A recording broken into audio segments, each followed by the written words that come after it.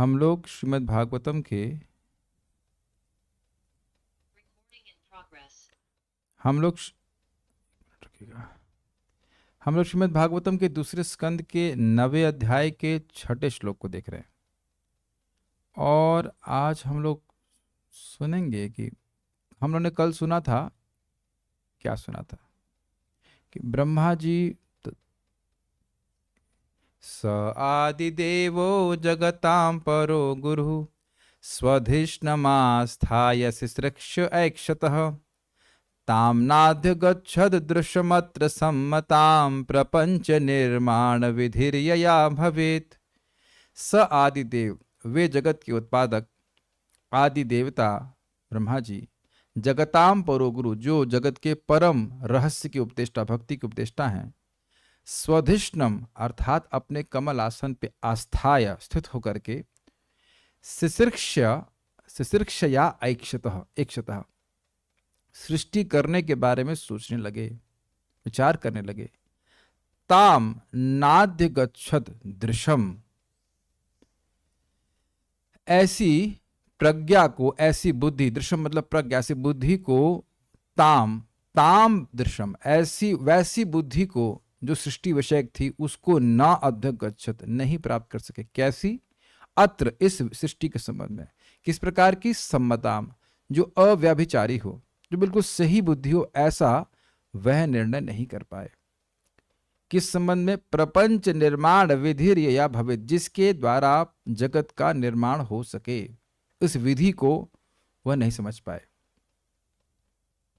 लेकिन सृष्टि तो हम लोग देखते हैं, सृष्टि तो है, तो इसका मतलब है कि कुछ उनको विधि किसी ने उनको बताई होगी।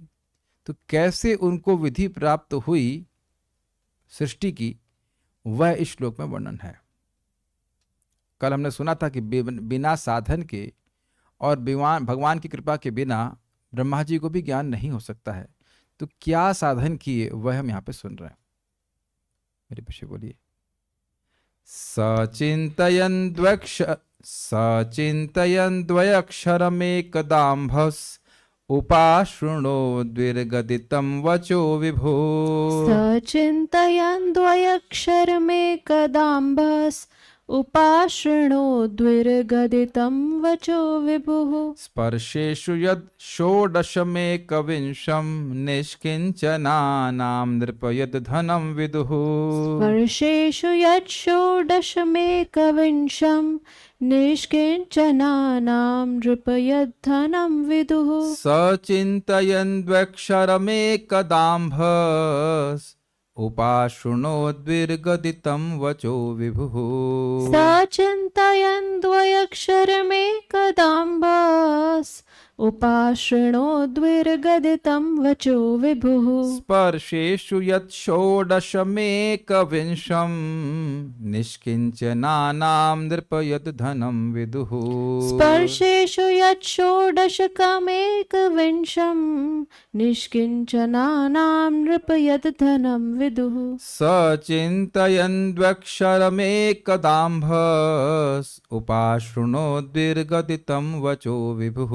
सचिन्तयन् द्वयक्षरमेकदाम्भस् उपाशृणोद्विर्गदितं वचो विभुः। स्पर्शेषु यत् षोडशमेकविंशं निष्किञ्चनानां नृपयद् धनं विदुः। स्पर्शेषु यत् षोडशमेकविंशं निष्किञ्चनानां नृपयद् धनं विदुः। सचिन्तयन् द्वयक्षरमेकदाम्भस् उपाशृणोद्विर्गदितं वचो विभुः। सचिन्तयन् द्वयक्षरमेकदाम्भस् उपाशृणोद्विर्गदितं वचो विभुः। स्पर्शेषु यद् षोडशमेकविंशं निष्किञ्चनानां नृपयद् धनं विदुः। स्पर्शेषु यत् षोडशमेकविंशं निष्किञ्चनानां नृपयद् धनं विदुः। बोलिए। सचिन्तयन् द्वयक्षरमेकदाम्भस् उपाशृणोद्विर्गदितं वचो विभुः। सचिन्तयन् द्वयक्षरमेकदाम्भस् उपाशृणोद्विर्गदितं वचो विभुः स्पर्शेषु यच्छोडशमेकविंशं निष्किञ्चनानां नृपयत् धनं विदुः स्पर्शेषु यद षोडशमेकविंशं निष्किंचनानां निपयत धनं विदुः। शुरू करते हैं। इस प्रकार जब जल में स्थित ब्रह्मा जी सोच रहे थे, तब पास ही उन्होंने परस्पर जुड़े हुए दो शब्द 2 बार सुने। इनमें से एक 16वां और दूसरा 21वां स्पर्श अक्षर था। ये दोनों मिलकर विरक्त जीवन की निधि बन गए। अन्वय देखिए। हे नृप, हे राजा, एकदा चिंतन, एक बार सृष्टि विषयक चिंतन करते हुए। देखिए, सृष्टि विषयक चिंतन तो वो कर ही रहे थे। एक दिन ऐसा हुआ, ऐसा कहने का अर्थ समझ रहे हैं। इतिहास इस प्रकार से है कि वो चिंतन कर रहे हैं। एक तुरंत नहीं सुनाई पड़ा, जब उनको कुछ समझ ही नहीं आया, तब एक दिन ऐसा हुआ। एक दिन वैसे चिंतन कर रहे, तब सविभु, उन महान ब्रह्मा जी ने, विभु मतलब महान, स्पर्शेषु, स्पर्शाक्षर में, स्पर्श। अब कौन हिंदी पढ़ा है तो स्पर्श अक्षर क्या होते हैं प्रभुपाद समझाएंगे। वैसे क ख व्यंजनों में कुछ स्पर्श अक्षर होते हैं, जिसमें आपका वो तालु जो जीभ है वो टच करती है, ऐसा कुछ है, ऐसे कुछ स्पर्श अक्षर होते हैं। उसमें षोडशम यानी 16वां वर्ण यानी त, तो ये एक बार जरा देख लिया जाए हम कि ये क ख ग के हिसाब से क्या होता है। क ख ग वर्णमाला, यस। तो क ख ग घ ङ च छ ज झ ञ ट ठ न ढ ण त आ रहा है। 1 2 3 4 5 6 7 8 9 10 11 12 13 14 15 16, सही है 16। इसके बाद 18 16 17 18 19 20 21 प। तो का से लेकर प, क ख ग घ करेंगे तो त जो है वह 16वां आ रहा है और प जो है वह 21वां आ रहा है। तो त प 2 बार सुनाना है। तप करो, ये चीज है। और एक विंशम मतलब 21वां वर्ण प। द्विअक्षरम, 2 अक्षर, तप, द्विगदितम, गदित मतलब होता बोलना, द्विगदितम 2 बार उच्चारित वचा शब्द तपह इस प्रकार अंबसी उपाश्रनोत, जल में पास ही सुना। ऐसा लग रहा है कोई पास में ही बोल रहा है। जैसे इस प्रवचन यहाँ पे हो रहा है तो आवाज होती है, तो कभी कभी लोग बाहर आ जाते हैं दरवाजा खोल करके देखने के लिए कि आवाज कहाँ से हो रही है। यहाँ पे कराने की आवाज तो नहीं हो रही है, कुछ आवाज हो रही है कीर्तन की। हॉस्पिटल में लोग खुश क्यों है जो भी है, आवाज सुन करके चेक करने आता था तो कह रहे एकदम उनको लगा कि पास में ही को बोला, जबकि जब ब्रह्मा जी की सृष्टि हुई है तो कोई था नहीं। कौन बोला ये तप? इसको आज क्लियर किया जाएगा। निष्किंचनानाम यत धनम विदु, उस तप को ही अकिंचन पुरुषों का धन बतलाया जाता है। विदु मतलब ये प्रसिद्ध बात है। तपोधन सुना है आपने शब्द? तपोधन तो बहुत प्रसिद्ध शब्द है। तपधन, तप का धन है। जैसे कि ददीची ऋषि के पास तपस्या का धन था, और वो धन तपस्या कहाँ एकाग्रित हो गई थी? उनकी हड्डियों में हो गई थी। तो वो तपस्या का बल था, तपस्या का धन था। जैसे यहाँ पे लोगों का बैंक अकाउंट में जमा होता है पैसा, वैसे उनकी तपस्या उनकी हड्डी में आ गई थी। या जो लोग तपस्या करते हैं उनकी वाणी में एक ओज आ जाता है, जिससे लोग प्रभावित, इसे तेज कहते हैं, जिसकी वजह से लोग प्रभावित हो जाते हैं। यह बुद्धि में तेज जाता है। जो हम ये जप कर रहे हैं, इससे ये तपस्या होती है, इससे हमारी बुद्धि तीव्र होती है, इससे हमारी वाणी शुद्ध होती है, सब कुछ पवित्र होता है। तप का मतलब ही पवित्र होना होगा। अब अद्भुत बात है। निष्किंचनाना मतलब त्यक्त धनानाम। सिद्ध स्वामी पाद कहते हैं कि जिन्होंने धन त्याग दिया है उनका धन। निष्किंचनानाम, निष्किंचन, किंचन मतलब कुछ, और निष्किंचन मतलब जिसका कुछ भी नहीं है जगत में, उसका धन। जिसने सब कुछ त्याग दिया है वो उसका धन। वास्तविक रूप से तप तो वही कर पाएगा जो जगत के पीछे वस्तुओं को एकाग्र करने के, इकट्ठा करने के चक्कर में ना हो, जो बहुत भोग ऐश्वर्य प्रसक्ता नाम तया परहित चेतसाम व्यवसायत्मका बुद्धि समाधव न विधीयते। समाधव न विधीयते, जो लोग भोग और ऐश्वर्य में अत्यधिक आसक्त हैं उनकी ऐसी बुद्धि कि हमें तपस्या करनी है भगवान की प्राप्ति करने के लिए, यह कभी नहीं हो सकती है। भगवान ही बोल रहे हैं, उसमें कोई खंडन करने की बात ही नहीं है। तप का मतलब क्या होता है? तप का बड़ा स्पष्ट अर्थ है। तप मतलब इंद्रिय संयम। इंद्रिय संयम करना ही तपस्या है। तो जो भोगों में पड़ा हुआ वो तो उसके विपरीत जा रहा है, उसको तो तपस्या का धन नहीं प्राप्त होगा। जो तपस्या करके चित्त की शुद्धि होती है और उस चित्त की शुद्धि के द्वारा जो सुख मिलता है वह तो जो भोग में पड़ा हुआ व्यक्ति उसको नहीं प्राप्त हो रहा है ना। इज लूजिंग दैट वेल्थ, वह उस धन को खो रहा है। बहुत आ रही इस बात तो पूरा क्लास उसके ऊपर हो सकता है, लेकिन फिर भी ये दिख रहा है कि जो व्यक्ति के पास धन है वह एक प्रिविलेज दे रहा है, उसको एक सुविधा प्रदान करता है इस जगत में। जब किसी के पास धन होता है तो उस धन से वह कुछ प्राप्त कर पाता है, कुछ सुविधा प्राप्त कर पाता है। Is it not? यस। तो अब ये जो तपस्या का धन है इससे क्या प्राप्त होगा? नायम देहो देह भाजाम निर्लोके कष्टान कामान हरते विडभुजाम ये तपो दिव्यम पुत्र का ये न सत्वम शुद्धे तस्मात् ब्रह्म सौख्यम त्वनंतम।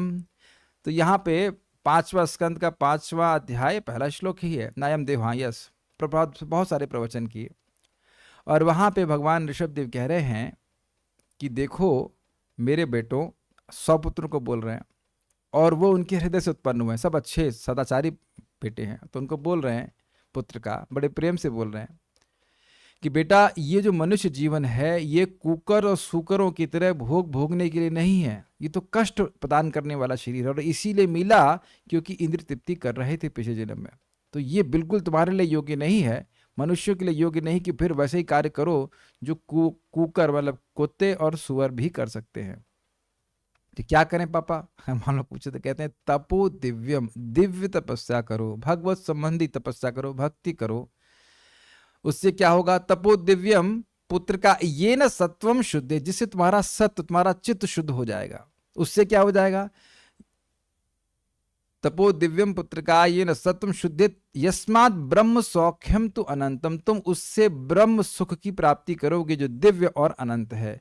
कुछ समझ में आ रहा है? जैसे कोई व्यक्ति यहाँ पे घर खरीदना चाहता है तो वह धन प्राप्त करता है, तो उस धन के द्वारा एक दिन वह उस घर को प्राप्त कर पाता है या उस सुविधा को प्राप्त कर पाता है। लेकिन वह जो जगत का धन है वह तो केवल भौतिक सुविधाओं को ही उपलब्ध करा सकता है और वो निकृष्ट हैं और क्षणिक हैं। सारी बातें समझ में आ रही है? बहुत सारी बातें कंडेंस करके बोल रहा हूं। लेकिन जो ये दिव्य तपस्या है भक्ति की, इसके द्वारा क्या उपलब्ध होगा? अनंत सुख प्राप्त होगा जो अत्यंत उत्कृष्ट है और सीमित है।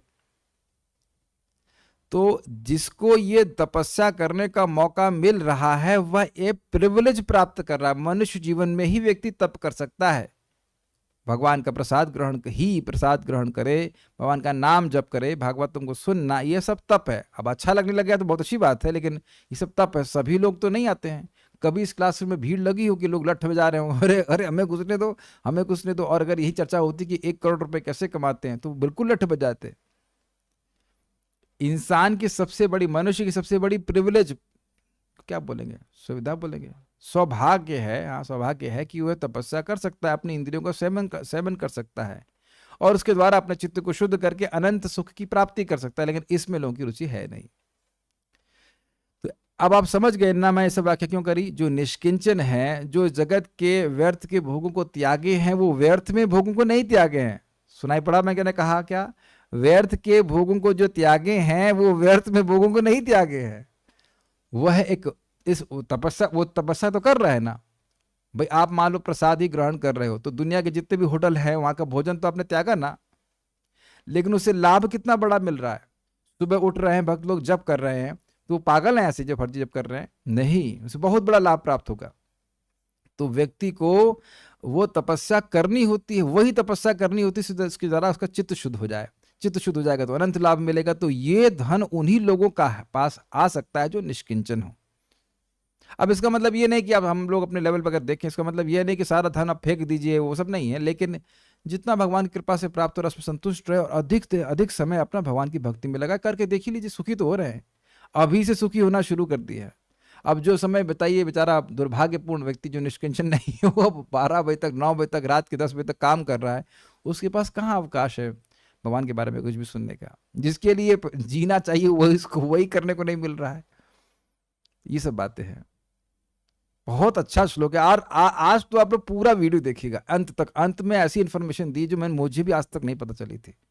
It's very nice.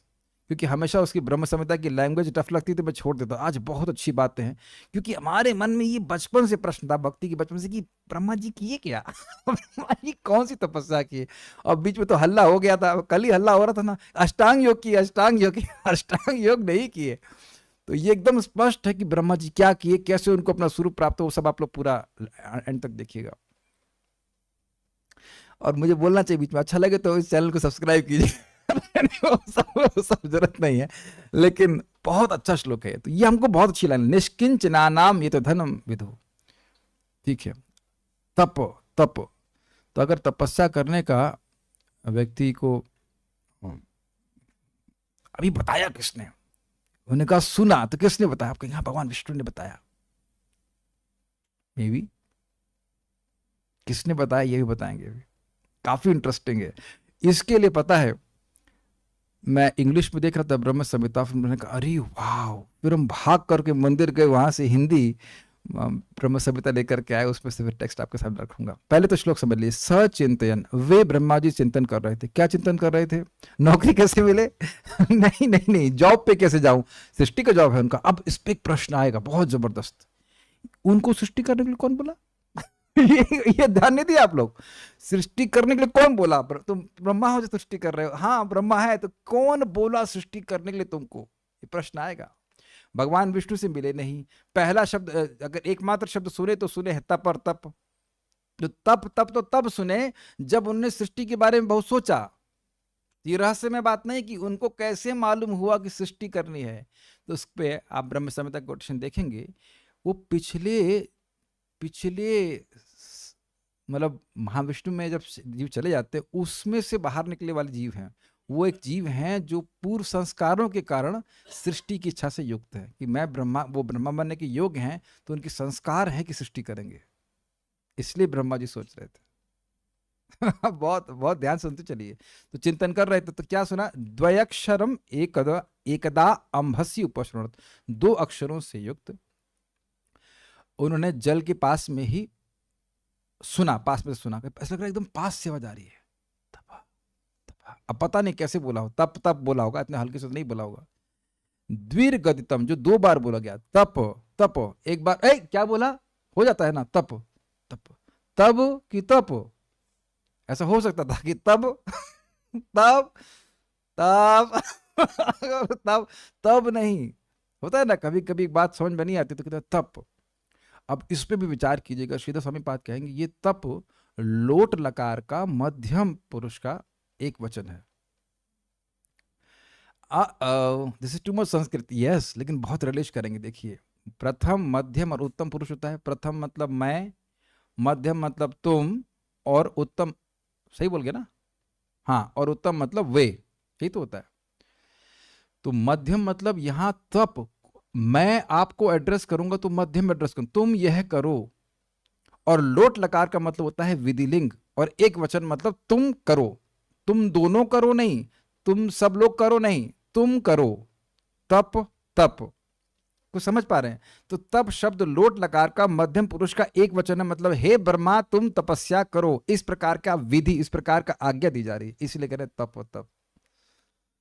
कैच किया? पहले तो हम समझ नहीं पाए कि ये टीका में क्या बोल गए। बाद में मैंने सोचा कि हाँ क्या बोल रहे हैं लोट लकार का अर्थ।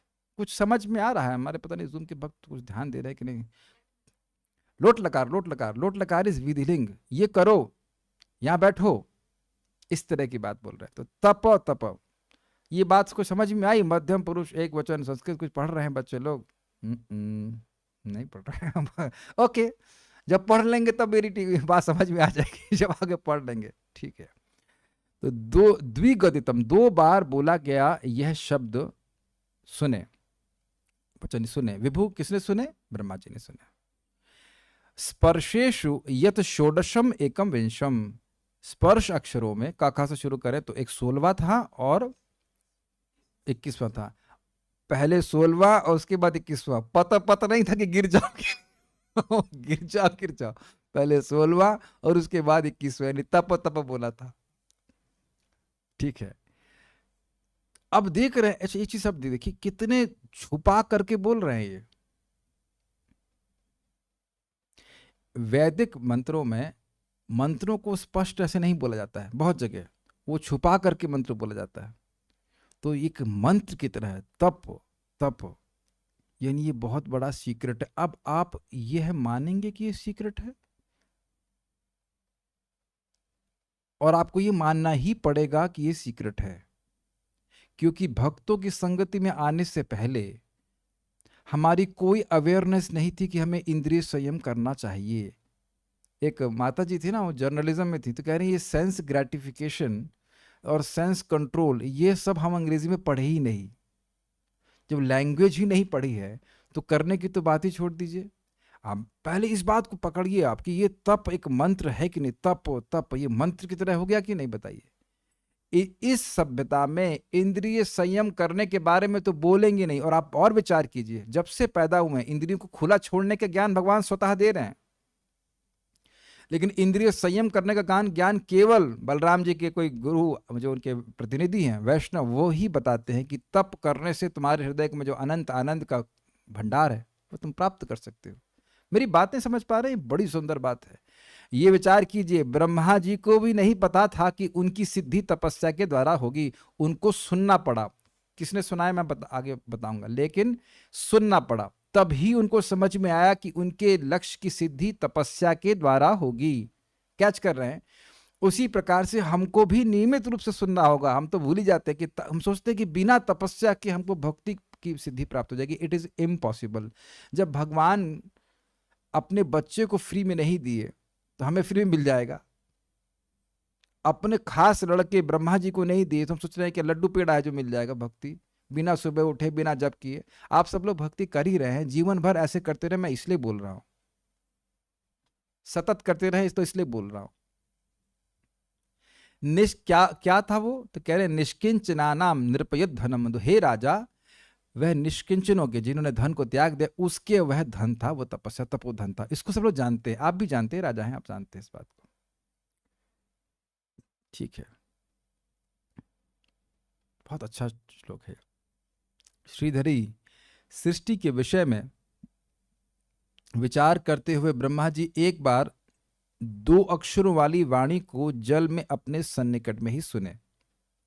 उन दोनों अक्षरों को बतलाते हुए कहते हैं, स्पर्श वर्णों में 16वां त और 21वां प, ये 2 वर्ण वे थे। इस वाणी का निर्देश करने के लिए उसका अर्थ बतलाते हुए श्री सुखदेव जी ने कहा है, हे राजन, मतलब क्या मतलब है उसका? निष्किंचना नाम अर्थात जिन्होंने सभी धन को त्याग दिया, उनका धन जो विधु अर्थात जो तपोधन के नाम से प्रसिद्ध है। व्याख्या में पहले कर चुका, अब तो बस पढ़ना रह गया। उस वाणी को तप अर्थात तप करो इस तरह से 2 बार सुना। तप शब्द लोट लकार के मध्यम पुरुष के एक वचन का रूप है। कुछ समझ में आया है? तुम तपस्या करो, तुम 2 नहीं, तुम लोग नहीं, तुम तपस्या करो, तो तप करो। एक ब्रह्मा जी तो उनको बोला कि हो सकता है कोई दूसरे वाले को कह रहे हो वो भी करे, नहीं, तुम ही करो। उस तप शब्द की आवृत्ति को विधि रूप से ब्रह्मा जी ने आदर के साथ सुना। समझ आ गया? ये विधि लगा हमको। हाँ, हमको तप, यह नहीं बोले ए कौन बोला कौन बोला क्या ये मेरे लिए है ये सब नहीं। एक तरह से देखा blind faith he, is it not? और अच्छा दूसरी बात, एक बड़ी रुचिकर बात है, ब्रह्मा जी के पास श्रद्धा रखने के अलावा और क्या ऑप्शन था? श्रद्धा आप तभी रखते हैं जब कोई ऑप्शन ना हो। उनको तो साधन समझ में नहीं आ रहा, समझ रहे हैं, बहुत अच्छी बात समझी, उनको नहीं समझ में आ रहा था कि सृष्टि कैसे की जाए। और आश्चर्यजनक रूप से उनको तप डिसेंडिंग डिसेंडिंग भगवान की तरफ सहायता करेगी, तप सुनाई पड़ा। तो अब उनके पास श्रद्धा रखने के अलावा और क्या ऑप्शन है? ये मैं जानबूझकर बोल रहा हूं क्योंकि कलयुग में अश्रद्धा का माहौल बना हुआ है। हरे कृष्ण मंत्र प्रमाणिक है, अब आप ये कैसे प्रमाणित करेंगे कि ये प्रमाणिक है? हमारे पास तो श्रद्धा रखने के अलावा कोई सहारा नहीं है, लेकिन श्रद्धा शास्त्रीय है, श्रद्धा साधुओं में है कि ये निश्चित रूप से हमको पूरी तरह से शुद्ध करके भगवान के धाम की प्राप्ति करा देगा। हाँ, लेकिन ये ध्यान रखिएगा कि श्रद्धा हम ब्रह्मा नहीं कि एक बार सुना तो सही हो जाएंगे, हम लोग नालायक हैं, इसलिए बार बार सुनने से व्यक्ति को श्रद्धा बनी रहती है। हाँ, हम ठीक हो जाएंगे, हम ठीक हो जाएंगे, भक्ति करेंगे, हरे कृष्ण मंत्र करेंगे, भागवत सुनेंगे, ठीक हो जाएंगे। Very interesting. समझ पाए मैं क्या कह रहा हूँ? हमारे पास भी, हम भी उसी स्थिति में, हमको पता नहीं हम कैसे अपने स्वरूप को प्राप्त करेंगे, हम कैसे बंधन से मुक्त होंगे, तो हमें श्रीमद् भागवतम का ही आश्रय लेना पड़ेगा। जो ज्ञान डिसेंडिंग वे में, क्या कहते हैं उसको, आरोह पंथ है ना, आरोह अवरोह, अवरोह अवरोह नीचे उतरने वाला, वो पंथ में स्वीकार करना पड़ेगा। ब्रह्मा जी ने यहाँ पे सबमिसिवली सुना, हाँ हमको बोला जा रहा है, हम करेंगे। लेकिन एक आप प्रश्न करेंगे कि यह तो नहीं बताया कि क्या तप करो, उसको भी आप क्लियर समझाएंगे, ब्रह्म संहिता से समझाऊंगा। परीक्षित महाराज को नृप संबोधन करने के द्वारा यह सूचित करते हैं कि तप के प्रभाव को तो आपके द्वारा भी शमिक ऋषि के बेटे के श्राप के द्वारा अनुभव किया ही गया है।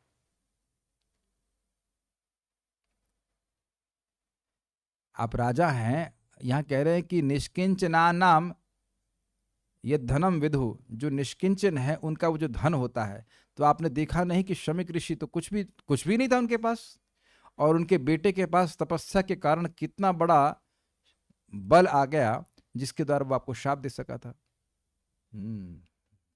आप राजा हैं, समझ ही रहे हैं तात्पर्य। संस्कृत भाषा में व्यंजन शब्दों के दो विभाग हैं, स्पर्श वर्ण और तालव्य वर्ण।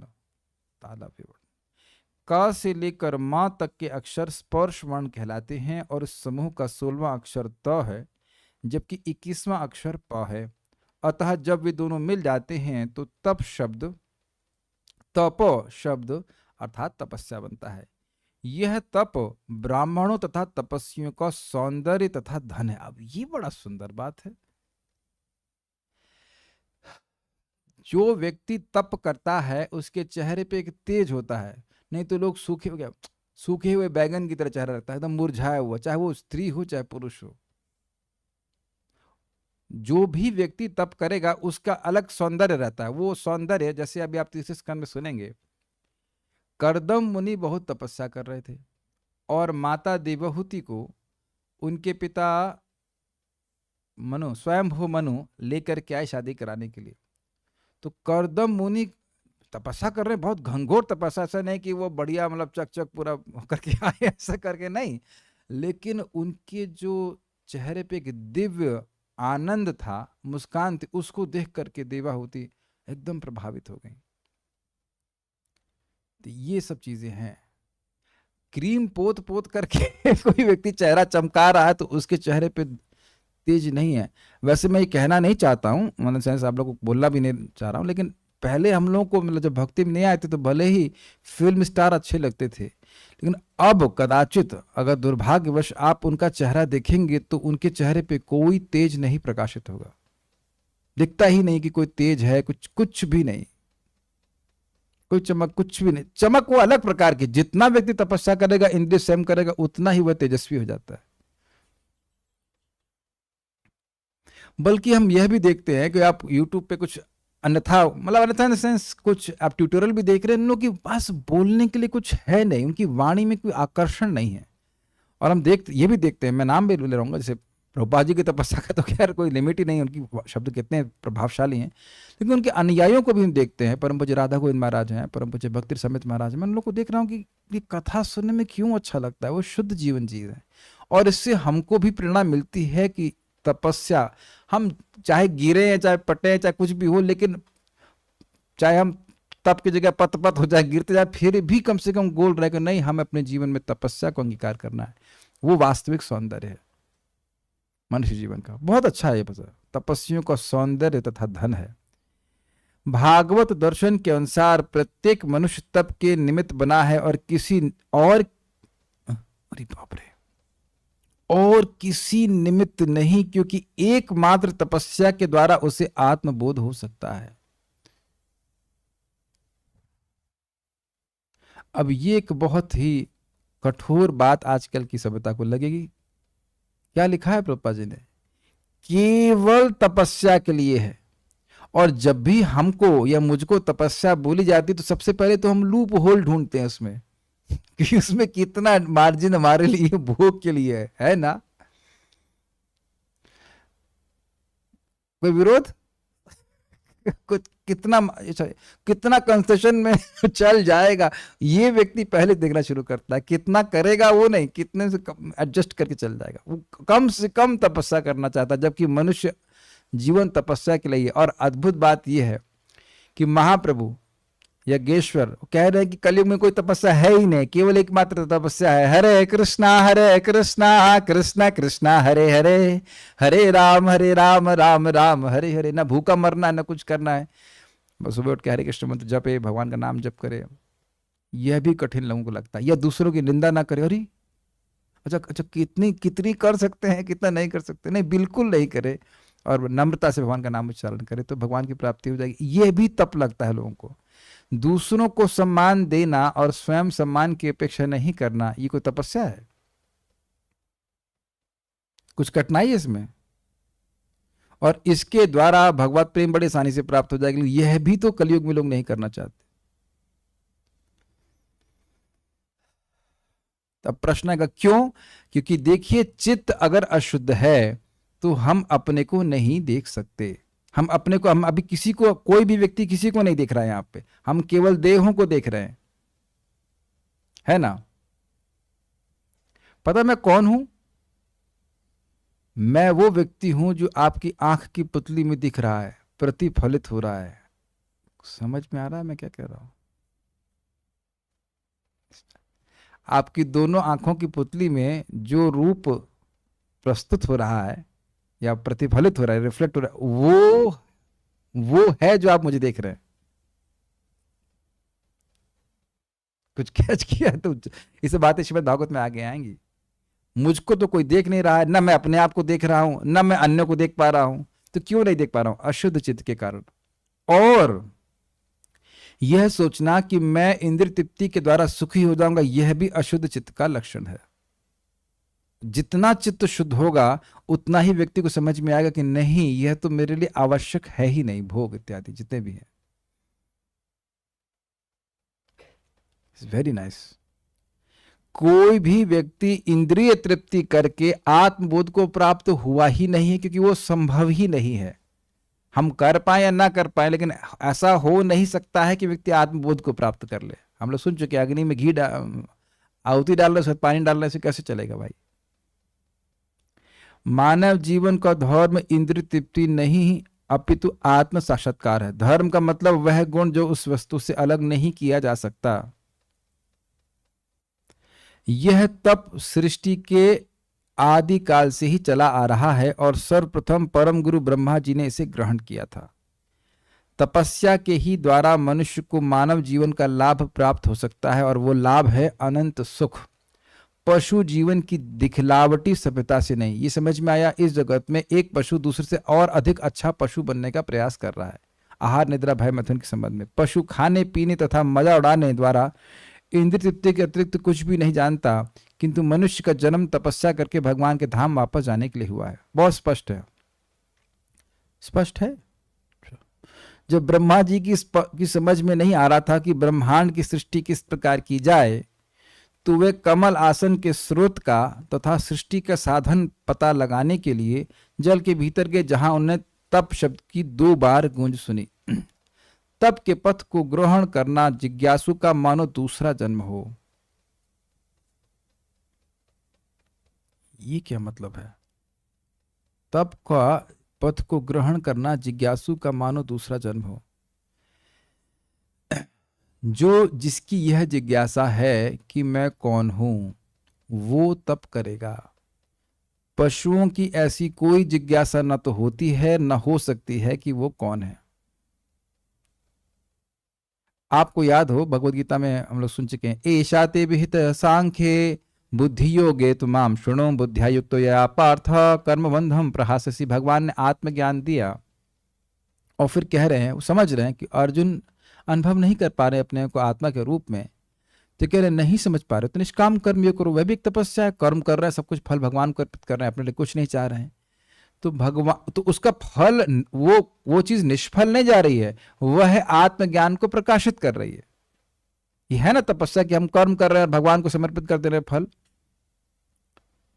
This is very very interesting. अब ऐसा कहाँ जगत में कोई ट्रेनिंग मिलता है? सारे तो कर्म अपने अपने लिए करने के लिए ट्रेंड रहता है। तो वो कह रहा है कि जिसकी ये जिज्ञासा है कि मैं दुख क्यों भोग रहा हूं मैं कौन हूं, के यामी केने यामाय जारा तापत्रय, मैं कौन हूं, जेन्युइनली जो जानना चाहता है। ये प्रश्न बहुत आसान लगता है, लेकिन हम में से कौन व्यक्ति रियली ये कहेगा कि मैं वाकई जानना चाहता हूं, मुझे बताने की जरूरत नहीं है। स्वयं व्यक्ति प्रश्न करे कि क्या उसके लिए जीवन में ये वाकई महत्वपूर्ण है कि क्या वो वाकई जानना चाहता है कि वो कौन है। क्या वो वाकई जो 3 प्रकार के ताप है उनसे मुक्ति चाहता है? ये प्रश्न व्यक्ति स्वयं करे। अगर वाकई चाह रहा है तो वो वाकई करेगा। जैसे कोई व्यक्ति अगर बहुत बीमारी से ग्रसित हो जो बहुत पीड़ा दे रही है, अगर वाकई ठीक होना चाहता है तो उसका क्या लक्षण है? उसके लिए जो भी आवश्यक है वह करेगा। और मान लीजिए ये मालूम चल जाए कि ये अमोघ अस्त्र है या अमोघ बीमारी है, अमोघ हल है, तो जरूर करेगा। श्रद्धा का मतलब ही है कि वैसे करेगा। ये बात है। This interesting. व्यक्ति पैदा होता है तो उसकी ये जिज्ञासा नहीं होती है कि मैं कौन हूं, लेकिन जब वैष्णव के संग में आते हैं और सुनते हैं तब हम समझ पाते, ओ मेरे जीवन का लक्ष्य तो ऐसे टाइम वेस्ट करना नहीं है, अपितु जो जीवन की मूलभूत समस्याएं हैं, जन्म मृत्यु जरा व्याधि, उसको सॉल्व करना है। कैसे होगी? तब वह तपस्या में रुचि रखेगा। ठीक है, ध्यान दीजिएगा कि तपस्या कोई जबरदस्ती नहीं है। तपस्या व्यक्ति स्वयं करता है जब उसके पास ज्ञान होता है। अगर ज्ञान होगा तब वो तपस्या करेगा, और नहीं तो लोग दुख भोग रहे हैं लेकिन उस दुख भोग उसके निवृत्ति के लिए कुछ वो प्रयास कर नहीं रहे, परमानेंट निवृत्ति के लिए। ऐसे तो बस बुखार हो जाएगा दवा ले लेंगे, ऐसे कर रहे हैं, लेकिन ऐसा तो कोई कल्पना भी नहीं कर सकता कि हमको अमर शरीर प्राप्त हो जाएगा। ऐसा है कोई समाज में? नहीं है। ऐसी कोई ब्रेकिंग न्यूज आती इस तरह से कि अरे वैकुंठ है, वैकुंठ जाने के लिए ये हरे कृष्ण मंत्र, ऐसा वो कभी नहीं बोलेंगे। यहां पर उपाश्रणोत शब्द अत्यंत सार्थक है। यह उपनयन के समान है, अर्थात तप के मार्ग पर शिष्य को गुरु के समीप लाने के समान है। अतः ब्रह्मा जी को श्री कृष्ण ने दीक्षा दी, और इसकी पुष्टि स्वयं ब्रह्मा जी ने अपनी कृति ब्रह्म संहिता में की है, उसको भी हम बताएंगे भी। ब्रह्म संहिता में प्रत्येक श्लोक में ब्रह्मा जी ने गोविंदमादि पुरुषम तमहम भजामि स्तुति की है। इस तरह श्री कृष्ण ने कृष्ण महामंत्र द्वारा ब्रह्मा को दीक्षा दी, जिससे विशाल ब्रह्मांड की सृष्टि करने के पूर्व वे वैष्णव अर्थात भगवान के भक्त हो सके। भक्त होने के द्वारा ही भगवान की कृपा उस व्यक्ति पे होती है और वो महान कार्य कर सकता है। ब्रह्म संहिता में उल्लेख है कि ब्रह्मा जी को 18 अक्षर वाले कृष्ण मंत्र में दीक्षित किया गया, जिसे प्रायः कृष्ण के समस्त भक्त स्वीकार करते हैं। हम उसी सिद्धांत का पालन करते हैं क्योंकि हमारा ब्रह्म संप्रदाय से संबंध है, जो सीधे ब्रह्मा से नारद, नारद से व्यास, व्यास से मधु मुनि, मधु मुनि से माधवेंद्रपुरी तथा माधवेंद्रपुरी से ईश्वरपुरी, ईश्वरपुरी से भगवान चैतन्य, और क्रमशः हमारे गुरु भगवत कृपा मूर्ति भक्ति सिद्धांत सरस्वती की शिष्य परंपरा में है। इस प्रकार जो मनुष्य शिष्य परंपरा में दीक्षित होता है उसे वैसा ही फल या सृष्टि करने की शक्ति प्राप्त होती है। क्या तो सब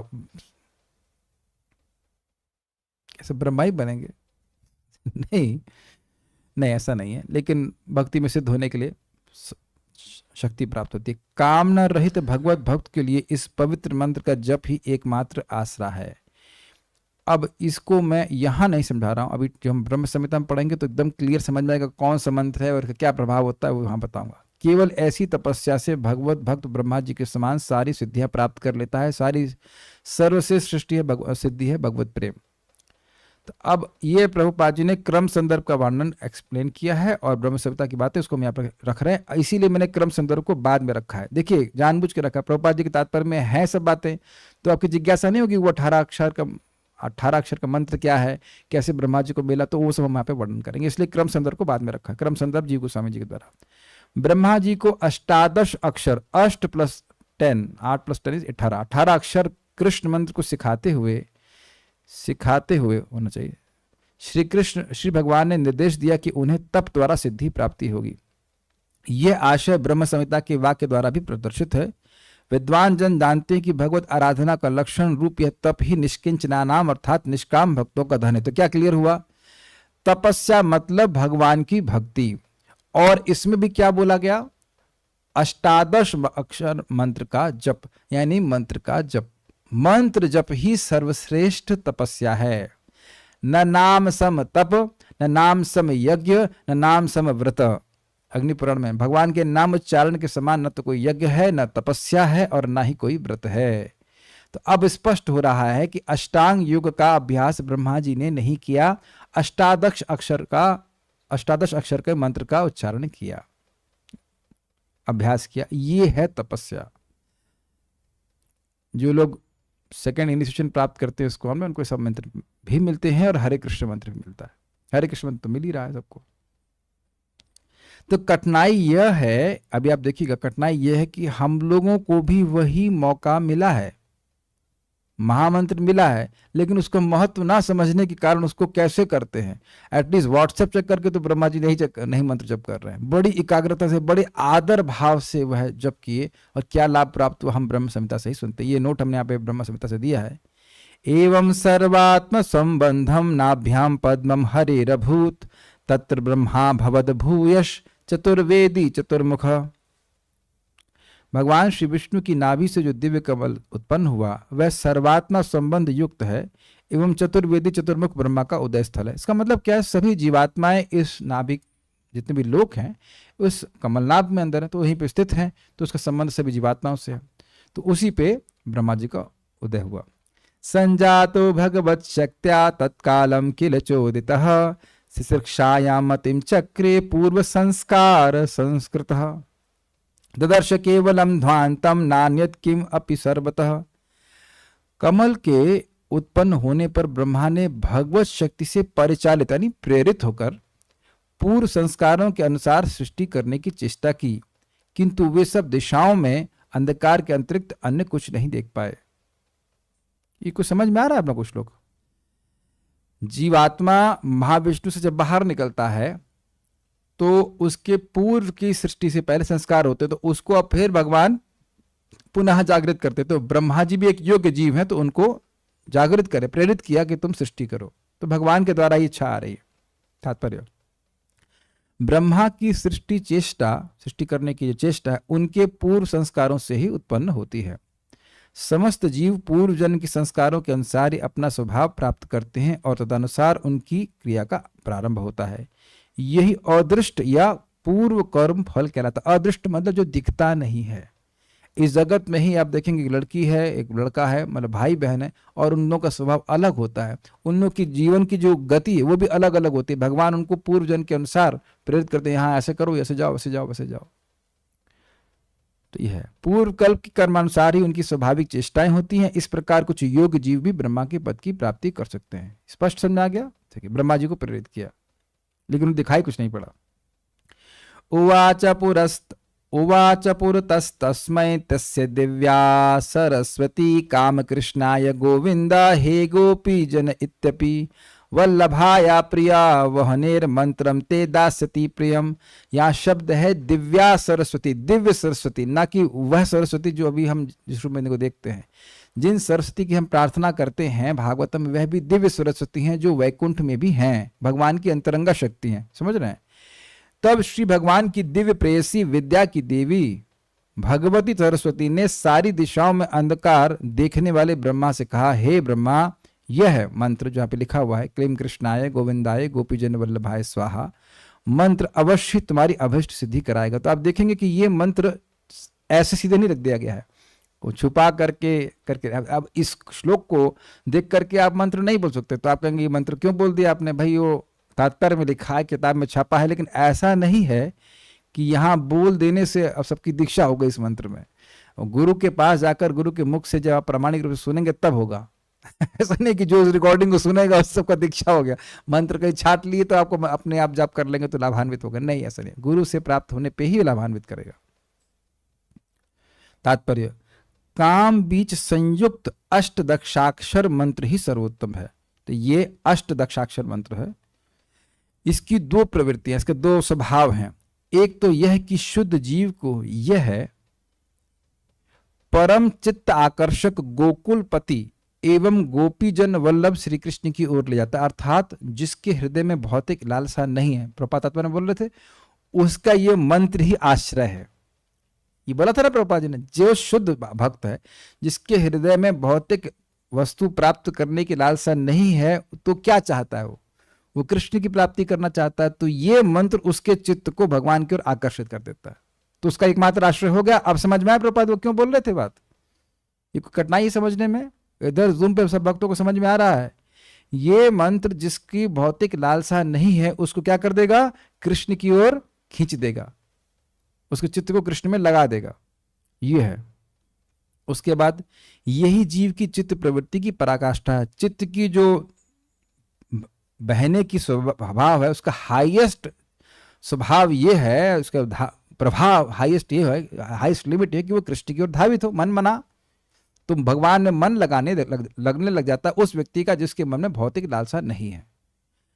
इस प्रकार साधक जब निष्काम होकर भगवान श्री कृष्ण की सेवा हेतु लालायित होता है तो वह अपना मनोभिष्ट फल यानी कृष्ण प्रेम प्राप्त करता है। थोड़ा समझने का प्रयास कीजिए। भगवान की प्रेम की प्राप्ति लालसा के द्वारा होती है कि मुझे मिल जाए, लालच, लोभ इसे कहना चाहिए। तो वह लोभ जागृत हो जाता है उस व्यक्ति के मन में जो इस मंत्र को उच्चारण करके करता है, लेकिन भौतिक लालसा से नहीं। धन मिल जाए, स्त्री मिल जाए, ये मिल जाए, वो मिल जाए, वह इच्छा करेगा तो फिर वह मंत्र उसकी पूर्ति करने लग जाएगा। किंतु यह सर्वोत्तम मंत्र सकाम साधक को भी अभिष्ट प्रदान करता है। चिन्मय काम बीज गोलोक स्थित पद में निहित है। ये गोलोक में एक कमल है, वहां पे स्थित है, और जड़ विश्व में प्रतिफलित होकर वही काम बीच माइक जगत की समस्त कामनाओं को भी पूर्ण करता है। इसीलिए काम बीच मंत्र, मतलब समझ रहे हैं, यही मंत्र कोई कहे कि हम धनी हो जाएं, ये हो जाए, वो जाए, तो वह भी उसको प्राप्त होता चला जाएगा।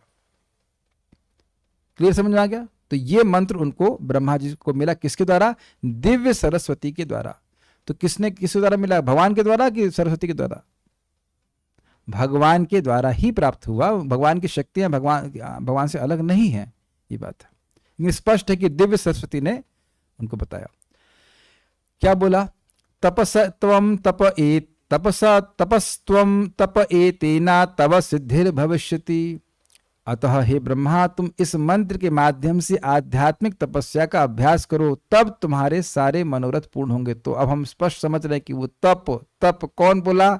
दिव्य सरस्वती ने बोला। क्लियर हो गया? सामने है आपके, कोई कठिनाई तो नहीं है। और क्या किए? अष्टांग योग किए? नहीं, इस महामंत्र का जप किए। ये चीज है।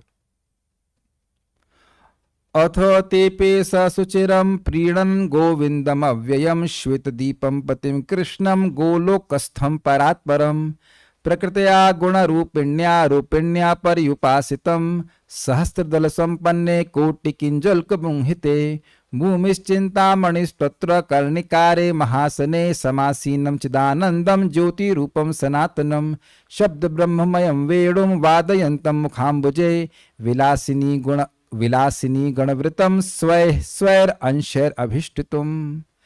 गोविंद को संतुष्टि प्रदान करने के इच्छुक ब्रह्मा ने लंबे समय तक श्वेत दीपाधिपति, श्वेत दीप के स्वामी गोलोकस्थ श्री कृष्ण हेतु तपस्या करी। पहला पॉइंट क्या किया? मंत्र जप किया, इंद्रिय संयम किया। इंद्रिय डिस्टर्ब करने की था भी नहीं, लेकिन जो भी है, इंद्रिय संयम किया, मन को एकाग्र किया और इस मंत्र का जप किया भगवान को संतुष्टि प्रदान करने के लिए। इसलिए क्लियर पहले हो गया कि इस मंत्र से उनको कृष्ण की प्राप्ति हुई। क्यों? क्योंकि वह निष्काम थे। एक क्लियर हो गया पॉइंट, ठीक। उनकी स्थिति इस प्रकार थी, गोलोक की चिन्मय यानी दिव्य भूमि में सहस्त्र दल संपन्न, हजारों पटल से युक्त तथा कोटि कोटि केशर द्वारा संवर्धित एक कमल है। केशर समझते अंदर का जो पोलन होता है उसे केशर कहेंगे, ठीक है। उसमें हजारों हजारों ऐसे वो पोलन है, वो क्या बोलते हैं आप लोग, बायोलॉजी तो हम पढ़े नहीं है ज़्यादा, यहाँ केसर लिखा है, वो केसर जैसा लगता है, पीला पीला होता है वो। उसकी कर्णिका के बीच एक विशाल दिव्य आसन विद्यमान है। गोलोक कमल के आकार में सेंटर में एक आसन विद्यमान है, जिस पर नित्य चिदानंदमय ज्योति रूप भगवान श्री कृष्ण विराजमान होकर अपने मुख कमल से शब्द ब्रह्ममय वंशी बजा रहे हैं। ये समझ में आ रहा है? उस कमल के सेंटर में भगवान हैं जिनका सच्चिदानंद स्वरूप है, और वहां पे वह वंशी बजा रहे हैं जो कि शब्द ब्रह्ममय है, शब्द ब्रह्म है। उनके वेणु का नाद ही वेद का सारा ज्ञान प्रकाशित करने वाला है, शब्द ब्रह्म है। आप जानते हैं कि भगवान की वेणु का नाद ही हरे कृष्णा कृष्ण कृष्ण हरे हरे, हरे राम राम राम हरे हरे। चतुर्चरितामृत में पढ़ा था, ये भगवान का वेणु नाद ही है, हरे कृष्ण मंत्र। तो कोई कभी पूछे, क्या तुमने बहुत दिन से भजन कर रहे हो, क्या तुमने भगवान की वेणु का नाद सुना था? ये हरे कृष्ण मंत्र है। वे अपनी प्रिय सी गोपियों, उनके अपने अपने अंशों एवं विस्तारों एवं अपनी भौतिक गुणमयी बहिरंगी शक्ति जो बाहर रहती है उसके द्वारा भी पूजित हो रहे हैं। माया उस गोलोक में प्राप्त नहीं, प्रवेश नहीं कर सकते, बाहर से ही पूजा कर रहे हैं, बाहर से ही ऑफर कर रही हैं। ठीक, तो इस प्रकार का उनका ध्यान था ब्रह्मा जी का। समझ में आ गया? नहीं तो अथ वेणु निनादस्य त्रैमूर्तिमयी गतिः स्फुरन्ती प्रविवेशाशु मुखाब्जानि स्वयंभुवः गायत्रीं गायतस्तस्मात् अधिगत्य सरोजजः संस्कृतश्चादिगुरुणा द्विजताम् अगमत् ततः। तदंतर उसके बाद भगवान श्री कृष्ण की दिव्य वेणु ध्वनि से प्रकट वेदों की माता गायत्री ब्रह्मा के 8 कानों के माध्यम से स्वजनित ब्रह्मा के मुख कमल में प्रविष्ट हो गई। समझ में आया? भगवान श्री कृष्ण, वो ध्यान कर रहे हैं कि भगवान कृष्ण वेणु बजा रहे हैं गोलोक के सेंटर पोर्शन में, तो भगवान श्री कृष्ण की जो वेणु है उसका नाद, वेणु ध्वनि, नाद मतलब ध्वनि, वो वेदों की माता गायत्री के रूप में, वही उनका जो वेणु नाद है वही गायत्री है, जो कि वेदों का सार के लिए जो वेदों की माता है, वह गायत्री मंत्र उनके 8 कानों में प्रवेश किया। 4 मुख है ना ब्रह्मा जी के, हाँ। और स्वजनित ब्रह्मा मतलब जो भगवान विष्णु से उत्पन्न हुए थे और किसी भौतिक कारण से नहीं होते, उनके मुख कमल में प्रविष्ट हो गई। मतलब कान से आई और मुख से बाहर निकली, ऐसे कह लीजिए। श्री कृष्ण के वेणु गीत से उत्पन्न गायत्री को प्राप्त करने पर पद्म योनि मतलब कमल योनि ब्रह्मा ने आदि गुरु श्री भगवान द्वारा दीक्षित होकर द्विजत्व प्राप्त किया, ब्राह्मणत्व को प्राप्त किया। तो ब्रह्मा जी को भगवान ने कैसे दीक्षा दी? वेणु नाद के द्वारा दी। ये फोटो देख रहे हैं आप, भगवान श्री कृष्ण के वेणुनाद की एक हल्की सी लाइन दिखा रखी है उन्होंने, वही वेणुनाद इनके कान में प्रवेश करता है, ब्रह्मा जी के 8 कानों में, और फिर वही गायत्री उनके मुख से प्रकट होती है। Quite interesting, quite magical. तात्पर्य, भगवान श्री कृष्ण का मुरली नाद सच्चिदानंदमय ध्वनि है, अतः वेदों का मूल सार उसमें समाया हुआ है। इसीलिए देखिए, इसीलिए जब व्यक्ति भगवान के नाम का उच्चारण करता है, सुनता है, तो पवित्र होता जाता है। तो वेदों का जो सार है वह ज्ञान उसके हृदय में प्रकाशित हो जाता है। क्योंकि आपने सुना ना, गायत्री भगवान का वेणुनाद है, सच्चिदानंद है, और भगवान का हरे कृष्ण मंत्र भी वेणुनाद है, दोनों ही हैं। तो दोनों का श्रवण करने से व्यक्ति पवित्र होता है। लेकिन जब तक व्यक्ति ब्राह्मण दीक्षित नहीं तो गायत्री मंत्र नहीं बोल सकता है। गायत्री एक वैदिक छंद है, उसमें संक्षिप्त ध्यान तथा प्रार्थना रहती है। भगवान पे ध्यान करते हैं और भगवान से कुछ चाहते हैं, प्रार्थना करते हैं, उसको भी बताया जाएगा जहां तक मैं समझ रहा हूं।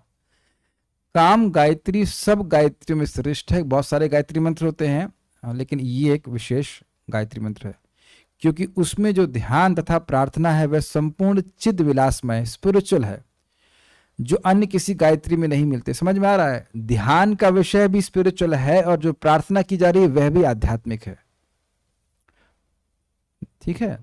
18 अक्षर मंत्र के पश्चात जिस गायत्री को की प्राप्ति होती है वह काम गायत्री है, जो इस प्रकार है: क्लीं काम देवाय विद्महे पुष्पबाणाहि धीमहि तन्नो नंगः प्रचोदयात्। तो पहले मिला था अष्टादश अक्षर मंत्र, अब मिला इनको काम गायत्री मंत्र। और चैतन्य चरितामृत उसका वर्णन है, काम गायत्री एक कृष्ण स्वरूप, ये साक्षात कृष्ण का स्वरूप है, कृष्ण से अभिन्न है। इस गायत्री में श्री गोपीजन वल्लभ के परिपूर्ण ध्यान के बाद उनकी लीलाओं का साक्षात्कार एवं दिव्य भगवत प्रेम की प्राप्ति हेतु प्रार्थना दर्शाई गई है।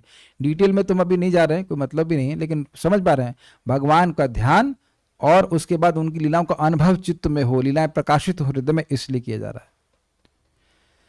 त्रय्या प्रबुद्धोथ विधिर विज्ञान तत्व सागर तुष्टाव वेद सारेण स्त्रोतेणानेन केशवम।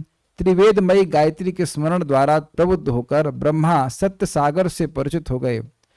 तब उन्होंने समस्त वेदों के सार स्वरूप भगवान श्री कृष्ण की इस प्रकार स्तुति की। उसके बाद आप जानते हैं, चिंतामणि प्रकर सद्म सुकल्प वृक्ष लक्षावृतेषु इत्यादि श्लोक शुरू होता है। तात्पर्य, ब्रह्मा ने अपने मन में इस प्रकार सोचा, काम गायत्री के स्मरण द्वारा मुझे प्रतीत हो रहा है कि मैं श्री कृष्ण की नित्य दासी हूं। दासी शब्द है। अब देखिए, ये सब जब मंत्र प्राप्त होता है, मंत्र करने वाला व्यक्ति उसको मूल नहीं देगा। ब्रह्मा जी ने खूब तपस्या करी, तब जाकर के प्राप्त हुआ और इससे उनका स्वरूप प्रकाशित हो गया। तो बताइए इस्कॉन में क्या प्राप्त नहीं हो रहा है? अब यह क्यों नहीं कहते? पॉइंट तो क्या है, जो साधक की साधना कर रहा है उससे पहले पूछा जाए कि क्या वह निष्काम हुआ है, क्या उसके हृदय में केवल भगवान के स्वरूप की प्राप्त दर्शन करने की इच्छा है, ये भी और भी इच्छाएं। क्योंकि देख लीजिए, पहला ही मंत्र का हमने सुन लिया था अर्थ कि भाई वह अगर आपकी भौतिक इच्छा है तो भौतिक इच्छाओं को पूर्ण करना शुरू कर देगा। तो पहले तो यह चेक करें कि मंत्र किस मोटिवेशन से कर रहा है, महामंत्र किस इच्छा से कर रहे हो। महामंत्र भी इस प्रकार शक्तिशाली है, कोई भेद नहीं है। तो पहले अपनी तरफ से देखिए, हमने देखा ना कि भगवान को प्रसन्न करने के लिए ब्रह्मा जी तपस्या की, तो व्यक्ति चेक करे कि क्या मैं केवल भगवान को प्रसन्न करने के लिए तपस्या कर रहा हूं या फिर कुछ भौतिक लालसा के संग कर रहा हूं। उसके अनुसार फल में भेद आ जाता है। यादृशी श्रद्धा सिद्धिर भवति तादृशी, इसी ब्रह्म संहिता में आगे कहा जाएगा, जिसकी जैसी श्रद्धा, जिसकी जैसी इच्छा होती उसके अनुसार उसको सिद्धि प्राप्त होती है। समझ पा रहे हैं मेरी बात? भगवान इस बात को भागवत में कहते हैं, मम अर्चनम ना गंतुम अन्यथा श्रद्धानुसारेण फल हेतु कत्वात्। मेरा अर्चन कभी निष्फल जा ही नहीं सकता है, लेकिन श्रद्धानुसारेण, श्रद्धा के अनुसार वह फल का हेतु बनता है। तो सिद्ध स्वामी बात कहते हैं कि श्रद्धानुसारेण मतलब इच्छानुसार, जिसकी जैसी इच्छा होती है उसके अनुसार व्यक्ति को वैसा फल प्राप्त होता है। कोई निष्काम है तो उसे भगवत प्रेम प्राप्त होगा, भोग की इच्छा लेके चल रहा तो भोग आदि प्राप्त होगा, स्वर्ग आदि प्राप्त होगा। ये सब बातें हैं। ये प्रभुपा इस्कॉन की ही पुस्तक से मैं ला करके रख रहा हूं, कहीं बाहर से नहीं बोल रहा हूं मैं। वो एक अलग बात है कि हो सकता है ब्रह्म संहिता कभी पढ़ी ना हो, कठिन लग रही होगी इसलिए, लेकिन आपके सामने है। थोड़ा तो हमने पढ़ाई दिया, उम्मीद है कि भगवान कृपा करेंगे तो आगे भी कुछ लोग पढ़ाएंगे, लेकिन काफी इंटरेस्टिंग लग रहा होगा आपको। यानी कि देखिए, अब ब्रह्मा जी को कोई दूसरा बता, तुम्हारा स्वरूप बता रहे हैं, मेढक का स्वरूप है, तुम्हारा ये स्वरूप है, तुम बंदर हो या तुम मोर हो, यह सब बताने की जरूरत नहीं पड़ी। भगवत स्मरण से, इस मंत्र के प्रभाव से स्वयं ही उनको स्फुरित हो गया, उनको समझ में आ गया। तो कभी नहीं सोचना कोई बोलेगा कि आपका स्वरूप ये है, उससे हो क्या जाएगा बताइए? हमें खुद समझ में आएगा भगवान का श्रवण कीर्तन करते रहते हुए। There is no need, there is no scope for speculation. यद्यपि कृष्ण दासत्व के अन्य गुण रहस्यों की अभिव्यक्ति उन पर नहीं हुई थी, पूरा नहीं प्रकट हुआ, तथापि अपनी अन्वेषणी आत्म चेतना के कारण, ढूंढने वाली चेतना के कारण वे सत्य की सागर से भली भांति पर परिचित हो गए। उनमें समस्त वेद वाक्यों की स्फूर्ति होने लगी, वेद ज्ञान उनके हृदय में प्रकाशित होने लग गया, तथा उन अखिल वेदों के सार वाक्यों द्वारा वे भगवान श्री कृष्ण की स्तुति करने लगे। मतलब ये जो ब्रह्म संहिता में जो प्रार्थनाएं हैं, ये सारे वेदों का सार हैं। अब उसके आगे बताने की जरूरत नहीं, उसके आगे तो फिर आपको ब्रह्म संहिता पढ़ानी पड़ेगी। लेकिन उम्मीद है कि आप लोगों को समझ में आएगा कि ब्रह्मा जी क्या तपस्या किए, कैसे किए और उनको क्या रियलाइजेशन प्राप्त हुए। अष्टांग योग नहीं किए, ठीक है, स्पष्ट है कि भक्ति ही किए, और भक्ति में भी मंत्र जाप। इसीलिए कई बार भक्तों को मैं बताता हूँ, वो ध्यान नहीं देते हैं, तो ध्यान दीजिएगा कि देखिए सबसे महत्वपूर्ण है हमारे 16 माला का जप, सबसे महत्वपूर्ण। और प्रभुपाद जी का शब्द है, everything is possible by Hare Krishna, because you cannot do. I have to crack my brain, okay, I have to crack my head to engage in various services. ये मेरे कोई शब्द नहीं है, क्योंकि एकदम महामंत्र के द्वारा है, इहा होइते सर्व सिद्धि होए बे तुम्हार। तो ये बात थोड़ा ध्यान रखने वाली बात है कि इसको नेग्लेक्ट नहीं करना है, इसको नेग्लेक्ट नहीं करना है। आई थिंक समझ ही रहे हैं सब लोग, समझ ही गए होंगे, समझ गए होंगे, ठीक है। कुछ कुछ समझ में आया आज की बात, कुछ लोग ओके। तो ब्रह्मा जी को किसने क्या कहा, तपस्या तप किसने कहा, सरस्वती देवी सरस्वती ने कहा, और उनको अष्टादश अक्षर मंत्र दिया, इत्यादि इत्यादि सब सुना। अब पढ़ लीजिएगा बाकी। तिलक कौन से चंदन का लगाना चाहिए, ये प्रश्न छूट नहीं रहा था, उत्तर दे देते हैं, गोपी चंदन। ठीक है ठीक है, ये प्रश्न छूट नहीं रहा है। भगवत धाम जाने के लिए गायत्री प्राप्त करना जरूरी है क्या, हरे कृष्ण मंत्र का जब अनफ नहीं है? ऐसा नहीं है। 3:9-15 भागवत में लिखा है कि कोई व्यक्ति सहसा मरते समय सहसा भी भगवान का नाम बोल देता तो भगवान के पास चले था। भगवान के धाम जाने के लिए तो भगवान ने स्पष्ट बोले हैं, अंत काले च मामेव स्मरण मुक्त्वा कलेवरम यह प्रयाति तजंदे हम सयाति परमाम गतिम। तो अंत काल में मेरा स्मरण करके जो शरीर छोड़ता है वो मेरे पास आ जाता है, इसमें कोई संदेह नहीं है। लेकिन इनमें भेद नहीं देखना चाहिए। क्या तप का इन्वेंशन सृष्टि के इन्वेंशन से पहले हो गया था? देखिए, इन्वेंशन नहीं हुआ है तप का। आप आगे के श्लोकों में देखेंगे, तपस्या एक सिद्धांत है, शाश्वत सत्य है, जिसके द्वारा भगवान जगत की सृष्टि करते हैं। आप आगे देखने वाले, इन्वेंशन नहीं हो रहा। इन्वेंशन मतलब पहली चीज नहीं थी और अब हो रही है। हमेशा से ये शाश्वत सिद्धांत है कि तप करके ही व्यक्ति आध्यात्मिकता में प्रगति किया है। हम लोगों को कोई विशेष तप नहीं करना, और प्लीज हम लोग ऐसा तपस्या ना करें कि तपस्या करने के लायक न रहे। समझ में आया? एक व्यक्ति थे हमारे उधर आश्रम में थे, पहले आए गेस्ट के रूप में आए, वो घी पीना शुरू कर दी। वो क्या आखिरी भीष्म पंचक होता है ना क्या, और दे उल्टी दे। उसके भैया इतना करने की जरूरत नहीं है। प्रभुपाद बोले, देयर इज एनफ तपस्या, do not create your own. 4 नियमों का पूरा पालन करें, 16 माला का जप करें, वैष्णव की निंदा नहीं करें, वैष्णव की सेवा की भावना रहे। और महाप्रभु बड़ा स्पष्ट कर रहे हैं, तृणादपि सुनी चेना तरोरपि सहिष्णुना अमानिना मान देना कीर्तनिया सुधारी। इसको ऐसे जैसे हमारी कंठी कहीं टूट जाती है, तुरंत अरे नई कंठी लेके भगवान को ऑफर करके मान देते हैं। ऐसा अगर हम लोग कर लें तो भगवत प्रेम बड़ी जल्दी प्राप्त हो जाएगा। हाँ, महाप्रभु स्वयं कर रहे, सुनो रामा राय, कितनी आसानी से भगवत प्रेम प्राप्त हो सकता है अगर हम स्वयं सम्मान की इच्छा न रखें और दूसरों को सम्मान देने का प्रयास करें। भाई जब भी तो करने का प्रयास ही कर रहे हैं, इज इट नॉट? तो दूसरों को सम्मान देने में कठिनाई क्या? जरा एक ब्रेनस्टॉर्मिंग कर ली जाए। कोई कठिनाई है दूसरों को सम्मान देने में? इधर से कोई ऑब्जेक्शन, कोई विरोध? हाँ, आ गया। मैं समझ रहा था, जिनसे उम्मीद कर रहे थे वैसे धड़ाक से पोस्ट कर दिया। बस प्रभु जी, तृणादपि सुनिचिना, ये तो बहुत बड़ी क्या है, बहुत बड़ी तपस्या। ईगो आ जाता है बीच में। हाँ तो ठीक है, जैसे मन जप करते समय भाग जाता है तो फिर मन को लगाते हैं वहां पे। तो प्रयास करें। मैं नहीं कह रहा कि मैं परफेक्ट हो गया हूं, लेकिन कम से कम प्रयास किया जा सकता है एटलीस्ट। देखिए, इसका एक सिंपल तरीका, बहुत अच्छा तरीका है। ये श्रील रूप गोस्वामी जी कहते हैं, स्निग्ध स्निग्ध साधु भक्त, ऐसे करके स्निग्ध भक्तों का संगत करना चाहिए। अब जो बहुत लड़ाई झगड़ा करने वाले हैं उनसे थोड़ा दूर रह सकते हैं, पर उनको सम्मान फिर भी दीजिए। क्योंकि आज एक व्यक्ति का मैं स्मरण कर रहा था, हम लोग किसी व्यक्ति के दोषों को देखते हैं वर्तमान में, लेकिन हम यह नहीं देख पा रहे हैं कि वो आया सही वैद्य के पास में। जब मैं ब्रह्मचारी आश्रम में इंचार्ज था तो ये एक बहुत बड़ा दोष हो ही जाता था कि ये व्यक्ति ऐसा है, ये व्यक्ति ऐसा है, लेकिन यह भूल जाते हैं, मैं भूल जाता था कि ये व्यक्ति नाम जाप कर रहा है। अब क्या करें, वो उस पोजीशन पे होने की वजह से थोड़ा सा देखना पड़ता है दोष, लेकिन वो अब तो नहीं देखना पड़ता है। लेकिन वो बहुत बड़ा दिक्कत है वहां पे। एक बार एक भक्त भक्ति नहीं कर रहा था ठीक से, आया ज्वाइन के, तो मैं परम पूज्य वृंदावन चंद्र महाराज को बोला, महाराज जी मंगल आरती जाता नहीं है, जप नहीं कर रहा है ठीक से। अरे तो अब धाम में रहने वाले को तो भी शिक्षा देगा। बात तो सही है, जो धाम में रह रहा है उसको क्या शिक्षा दिया जाए बताइए। है, मतलब धाम में रहने का अपना तो लाभ है ही, रहेगा तो वो शुद्ध भक्त हो ही जाएगा, लेकिन मंगल आरती जाए जब करेगा तो और लाभ हो, इस भाव से हम कह रहे थे।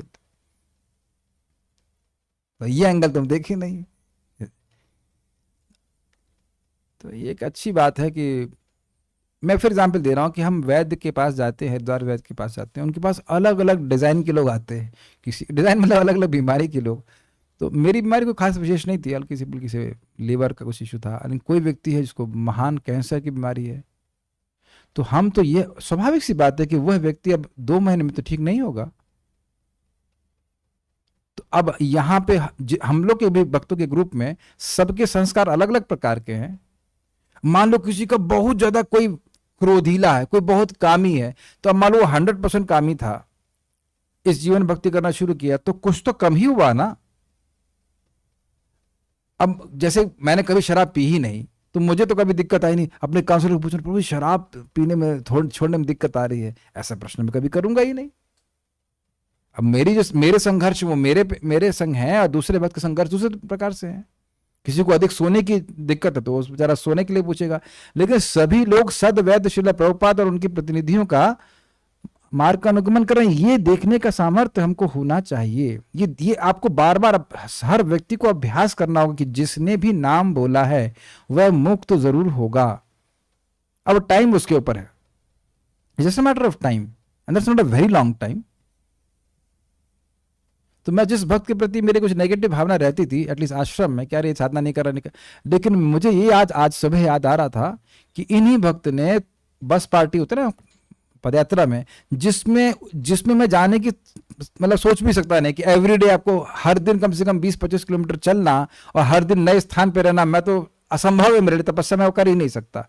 उसमें कई साल रहकर वो एडवांस पार्टी किए हैं, अब जाकर के व्यवस्था करना, प्रचार करना, गांव-गांव में जाकर के प्रचार करना, तो इसलिए वृंदावन में है। अब वो उनका एक बाह्य आलस हो या कुछ हो, हमसे क्या मतलब है। उससे मैं इंचार्ज था तो मेरे कुछ नेगेटिव भावना आ जाती थी। अब मैं उसको एकदम से स्ट्राइक कर रहा था कि नहीं, वो भी जब कर रहे हैं, 16 माला जब कर रहे हैं, वो कैसे कर रहे हैं नहीं कर रहे, वो उनके और उनके गुरु महाराज के बीच में है। इसीलिए आश्रम का पद बड़ा डेंजरस होता है, क्योंकि सिद्धांत तो ये है कि जो हरे कृष्ण मंत्र कर रहा है उसका क्या दोष देखना भाई। इसलिए ये वाला ठीक है इसमें कम से कम दोष नहीं देखना होता। तो जिसका जो साइन अप ना करे, समझ पा रहे हैं, जो ना साइन अप करे कि भाई आप हमारे काउंसलर हो या कुछ करे, तो उसको फिर शिक्षा देने की कोई जरूरत नहीं है। हाँ, हरे कृष्ण कर रहा है, ठीक है, बस। Is it okay? क्या गुरु दीक्षा के बिना केवल नाम जप से भागवत प्राप्ति हो सकती है? यद्यपि ठीक है, देखिए पॉइंट क्या है, ये प्रश्न मैंने परम पूज्य वृंदाचंद महाराज से किया। देखिए, या तो शिक्षा गुरु या दीक्षा गुरु किसी के आश्रम में तो जरूर होना चाहिए। चैतन्य चरितामृत में स्पष्ट लिखा है, दीक्षा पुरश्चर्या आदि अपेक्षा न करे, जिह्वा स्पर्शे आचंडाले सबक उद्धारे। चैतन्य चरितामृत अध्याय 3 अंतलीला। तो अब देखिए, इसमें थोड़ा समझना होगा, भगवान का नाम दीक्षा की अपेक्षा नहीं करता है, लेकिन इसका अर्थ यह नहीं है कि हम गुरु नहीं स्वीकार करें। अगर इस प्रकार का व्यक्ति का अभिमान है कि अरे दीक्षा की क्या जरूरत है, मैं खुद ही हरि नाम करके निकल जाऊंगा, तो वह ठीक नहीं है। लेकिन समझने का प्रयास करना चाहिए कि हरे कृष्ण मंत्र की दीक्षा, ऐसा नहीं कि दीक्षा नहीं हुई तो वो गया नहीं। अगर उसने शिक्षा स्वीकार करी, स्पेशली जो हमारा संप्रदाय है वह शिक्षा का ही संप्रदाय है। आप जो लिनेज देख रहे हैं, ब्रह्मा जी से नारद जी, नारद जी से व्यासदेव, व्यासदेव से सुखदेव गोस्वामी, सुखदेव गोस्वामी से आगे चल रहा है, पूरा इसमें डिटेल दिया हुआ है। तो उसमें शिक्षा का ही महत्व है। जगन्नाथ दास बाबा जी, उसके बाद भक्ति ठाकुर, तो जगन्नाथ दास बाबा जी से भक्ति ठाकुर जी दीक्षा नहीं लिए थे। आप देखिए गीता को, यहाँ लिखा होगा, इनको यहाँ पे गीता रखी है, लाके दिखाइए।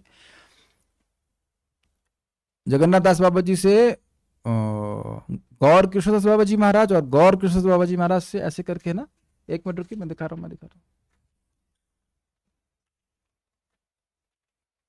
ये बहुत इंपॉर्टेंट है। यस, तो देखिए यहां पे हम लोग करें तो जगन्नाथ दास बाबा जी महाराज, उससे भक्ति ठाकुर, भक्ति ठाकुर से गौर किशोरदास बाबा जी महाराज। तो भक्ति विनोद ठाकुर जी गौर किशोरदास बाबा जी महाराज के दीक्षा गुरु नहीं है, शिक्षा है। तो शिक्षा ही मुख्य है, और शिक्षा का एक अंग है कि दीक्षा स्वीकार करना चाहिए। तो भाव हमारा यह नहीं होना चाहिए कि हम दीक्षा लेंगे नहीं। आपका आग्रह है, भगवान जरूर व्यवस्था करेंगे। मेरे को दीक्षा कब मिली? 2003 में मैंने कृष्ण भावना जब करना शुरू किया है, 2010 में, 7 साल के बाद मिली। और दूसरी इनिशिएशन मिली 9 साल के बाद, और लिटरली जबरदस्ती मिली। इन द सेंस हमको हमेशा ये लगता था कि मैं तो योग्य नहीं, मैं तो योग्य नहीं, मतलब अब नम्रता का ढोंग नहीं कर रहा हूँ, नहीं नहीं मैं नहीं योग्य, नहीं योग्य। तो प्रेसिडेंट और सनातन प्रभु लेके गए, चलो चलो चलो चलो जाओ, लेके जाओ करके लाओ। ठीक है भाई, आप कूदा नहीं मैं ना, फर्स्ट के लिए कूदा, समझ रहे कूदा नहीं था कि भाई ये, मैं ये नहीं कह रहा हूँ कि आग्रह नहीं था, लेकिन मैं कूद नहीं रहा था। कूदना समझता ना, ऑब्वियसली मैंने प्रोसेस को डाला था, भगवान की कृपा से ही प्राप्त होता है। लेकिन यह नहीं सोचना चाहिए कि हरे कृष्ण मंत्र, प्रभा स्पष्ट, प्रभा जी बोल रहा हूं, द ऑफेंसलेस चैंटिंग ऑफ हरे कृष्ण मंत्र does not depend on official on formal initiation. भगवान के नाम का निरपराधिक जप, क्या बोलेंगे इसको, फॉर्मल क्या बोलेंगे भाई, फॉर्मल समझते हैं, मतलब दिखा दिया कि हाँ भाई ये दीक्षा, उस पर निर्भर नहीं करता है। हृदय में आपने गुरु को स्वीकार किया है, उनकी शिक्षाओं को स्वीकार किया, यही सबसे महत्वपूर्ण बात है। औपचारिक कह सकते हैं, यस। और क्या प्रमाण है? देखिए, जब के समय अगर सुख मिल रहा है तो निरपराधिक है, स्पष्ट समझ लीजिए। जो व्यक्ति अपराध है कर रहा है तो भी जब करना चाहिए, लेकिन अपराध युक्त अवस्था में नाम में सुख नहीं मिलता है। ऑफेंसलेस चैंटिंग, निरपराधिक चैंटिंग में व्यक्ति को जप में सुख मिलता है। ऑल तो हमें मिले या ना मिले उससे मतलब में जब करना ही है, लेकिन बहुत सूक्ष्म बात समझने का प्रयास कीजिए। मैं गुरु स्वीकार ही नहीं करूंगा मतलब ना शिक्षा गुरु स्वीकार करूंगा ना दीक्षा गुरु स्वीकार करूंगा, तो ये अपराधी भावना हो जाएगी।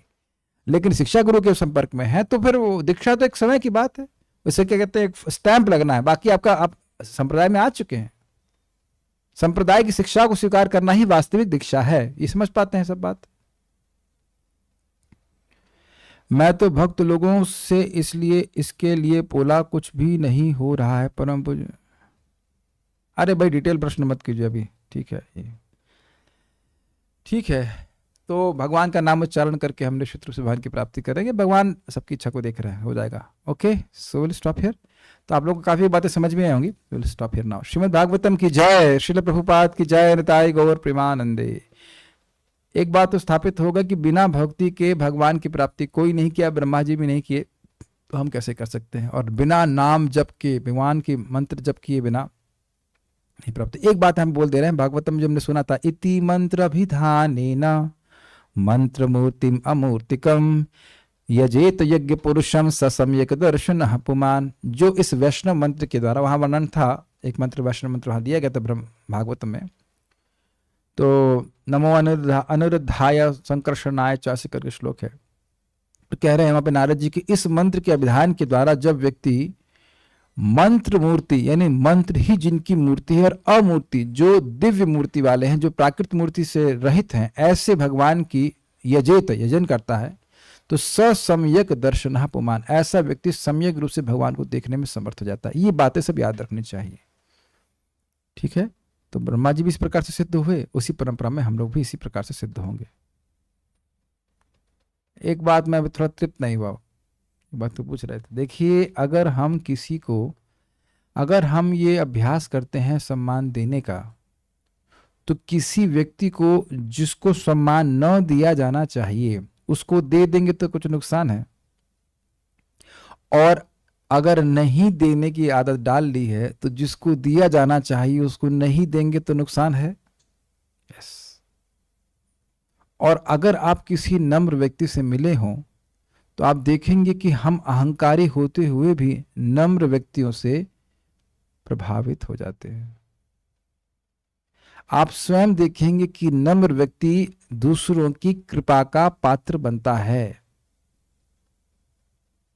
यहां तक कि श्रील रूप गोस्वामी जी की नम्रता देख करके महाप्रभु ने उनके हृदय में क्या चल रहा था, महाप्रभु के हृदय में क्या चल रहा था, यह बात भी रूप गोस्वामी के हृदय में स्फुरित करा दी। और दूसरा चीज, हमारा हृदय नम्र इसलिए नहीं है क्योंकि अभी भक्ति नहीं। जैसे जैसे भक्ति करने से भक्ति बढ़ती चली जाएगी, व्यक्ति का हृदय सॉफ्ट होता चला जाता है, ये बात भी है। और एक और बात इसमें कहना चाहूंगा, लास्ट वाला भी ध्यान देना होगा आपको। तृणादपि सुनिचेना तरुरपि सहिष्णुना अमानिना मान देना कीर्तनिया सदा हरि। ऐसा नहीं खाली नम्र होकर के चुप बैठे रहना है, भगवान का कीर्तन करना है, ये बात है। अब आप स्वयं बताइए, अगर हम झगड़ा करने बैठ गए लोगों से तो वो समय तो कीर्तन से गया ना। तो कीर्तनीय सदा हरि कैसे हुआ? कैसे भगवान के बारे में बात करेंगे, कैसे भगवान के बारे में चर्चा करेंगे, कैसे जप करेंगे? और ये समझने का प्रयास करें, जब आप भक्ति करेंगे तो ऑब्जेक्शन आएंगे ही, परिवार वालों से आएंगे, अन्य लोगों से आएंगे, शरीर में कष्ट आएंगे, बहुत सारी चीजें, उसको करने होते हुए भी सहन करते हुए भगवान की भक्ति करें। झगड़ा करने से क्या होगा? क्या झगड़ा करने से हमारा कीर्तन निर्बाध हुआ? हमारा तो कीर्तन रुक गया ना। ठीक है, ओके। कम से कम भक्तों को तो सहन करना सीखें। और वैसे तो एक अच्छी बात है, जूम पे भक्तों की झगड़ा नहीं होता जूम पे तो आज तक झगड़ा नहीं हुआ है। मैं नहीं समझ रहा हूँ किसी का जूम पे झगड़ा हुआ होगा। रूम वाले भक्तों से झगड़ा हो जाता है, लेकिन जूम वाले तो थोड़ा दूर ही दूर रहते हैं, तो झगड़ा कम ही होता है। To the degree we understand that we can only survive due to association of devotees, to that degree we'll value that association. नहीं? क्या लगता है आप लोग? भक्तों की संगति में ही हम लोग जिंदा रह पा रहे हैं, कुछ कर पा रहे हैं। जितना ही अनुभव होगा उतना ही भक्तों के प्रति कृतज्ञता होगी। नहीं तो माया तो खींचने के लिए बहुत तेज है कि नहीं? और हम भी जाने के लिए बहुत तेज है, रपटने के लिए तेज है। सो बाय दैट यू बिकम कृतज्ञ। आप लोग समझ ही रहोगे ना, ग्रेटिट्यूड, ह्यूमिलिटी, ये सब हृदय में आएगा। लेकिन घबराना नहीं चाहिए, जहां से भी हो भगवान का नाम उच्चारण करे, धीरे धीरे सब कुछ हो जाएगा। Hare Krishna. Now will surely stop. Shrimad Bhagavatam की जय।